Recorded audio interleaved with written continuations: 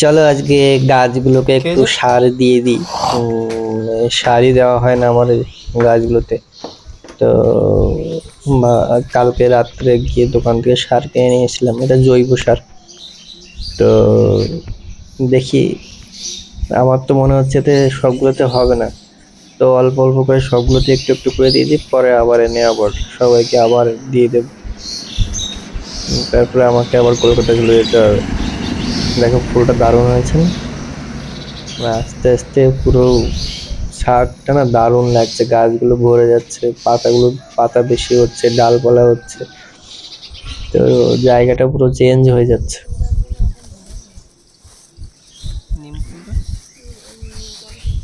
এর সাথে বিষ তেল নিয়ে এসেছিলাম, কিন্তু বিষ তেলটা দেওয়া হলো না।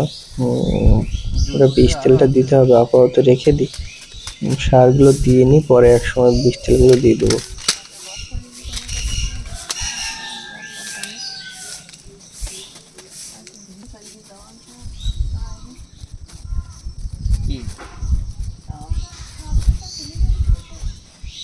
সারগুলো সব ঝরিয়ে নিচ্ছিলাম, মানে সব দোলা হয়েছিল। তারপরে এক এক করে অল্প অল্প করে সব জায়গায় দিয়ে দিয়েছি, এরকম ছড়িয়ে ছড়িয়ে।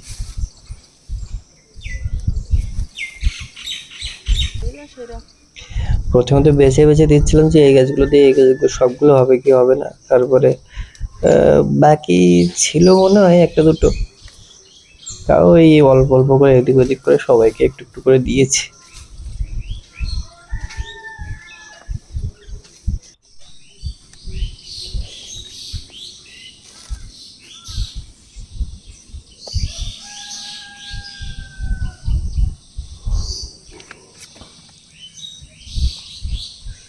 এই ফুল গাছটায় মাঝে মাঝে ফুল ধরছে, এখনো ভালো ফুল ধরছে না, তো সারটা দিয়েছি, দেখি তারপরে কি হয়, দেখা যাক। তবে সত্যি কথা বলতে এরকম ছাদের উপরে গাছ লাগানো মানে আমার পক্ষে সম্ভব হতো না যদি না মা সাহায্য করতো। মানে মা প্রতিদিন 2 বার করে জল দেয়, সকালে বিকালে।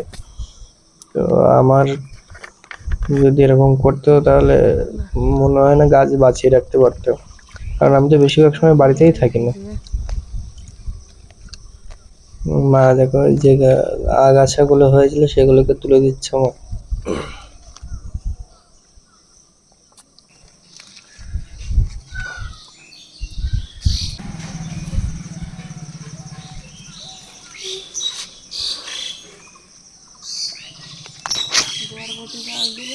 আর এই সকালবেলাটা অন্যরকম লাগে, মানে পাখির আওয়াজ, ডাকাডাকি, মানে অন্যরকম সাউন্ড পুরো। মানে আমি এই সাউন্ডটাকে শুনতে আমার বিশাল ভালো লাগে।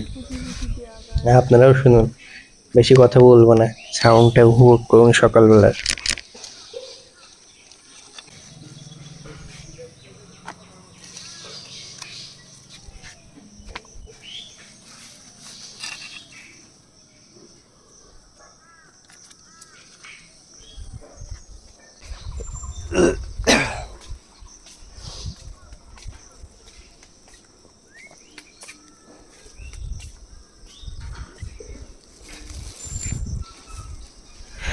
এই গাছগুলোতে মা হচ্ছে যে ফুলগুলো পুজো করে সেই ফুলগুলো গাছের গোড়ায় দিয়ে দেয়।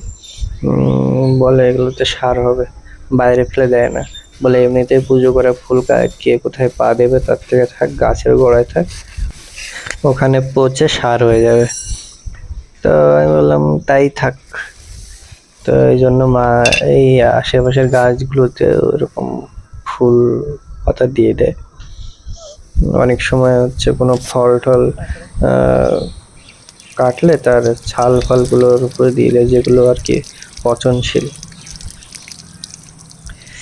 আজকের মতো দেওয়া হয়ে গেছে। আমার ছাদের উপরে হচ্ছে ট্যাপ লাগানো আছে, ওই ট্যাপে সব কিছু ধোয়াধুয়ি হয়, বেশিরভাগই গাছে জল দেওয়া আর হচ্ছে এই জিনিসপত্রগুলো ধোয়াধুয়ি কাজই হয়, আর কোনো কাজ তেমন কিছু হয় না।